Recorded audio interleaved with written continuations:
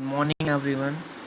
Now today we will discuss a news article related to NAM, that is non-alignment movement.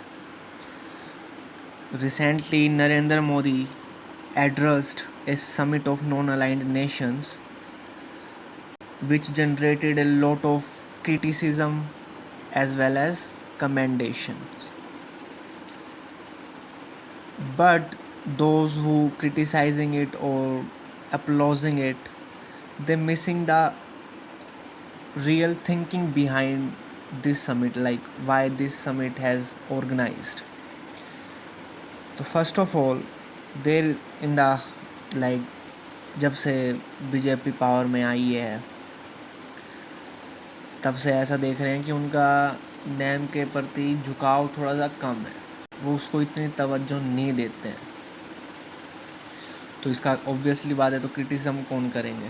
Congress party करेगी, जिनकी वो ideology है, जवाहरलाल नेहरू साहब की आइडियोलॉजी है। पर जिसने ये आर्टिकल लिखा है वो ये सजेस्ट कर रहे हैं कि वो दो चीज़ें बताते हैं।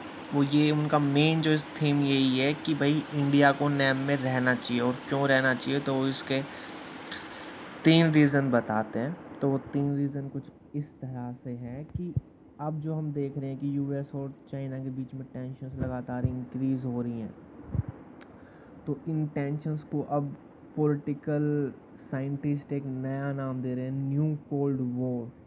कि अब ये एक नई कोल्ड वॉर है, जो कि पहले कोल्ड वॉर किस किस के बीच में थी?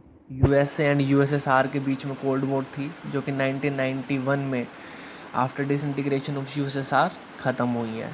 पर नाउ चाइना और यूएसए की राइवलरी लगातार बढ़ रही है, तो अब इन टेंशन्स को न्यू कोल्ड वॉर का नाम दिया जा रहा है।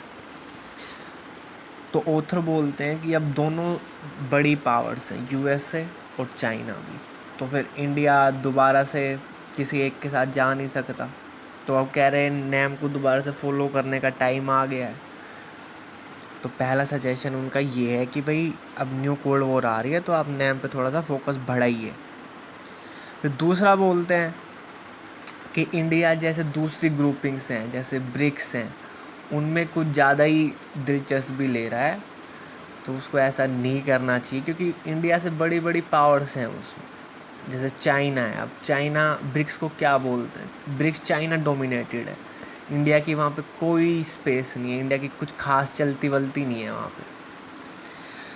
तो ब्रिक्स जैसे इंस्टीट्यूशंस पे ध्यान देने की बजाय नैम पे ध्यान देना चाहिए। और नैम किन को शो करता है?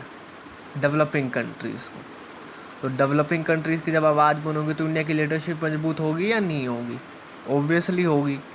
तो ऑथर बोलते हैं कि इंडिया को नैम पे ज़्यादा फोकस करना चाहिए अगर वो वाकई में एक लीडरशिप पोजीशन चाहता है और अपनी इंडिपेंडेंस बरकरार रखना चाहता है। तो ये 3 सजेशंस दिए गए हैं। आई होप आपको पसंद आए हुए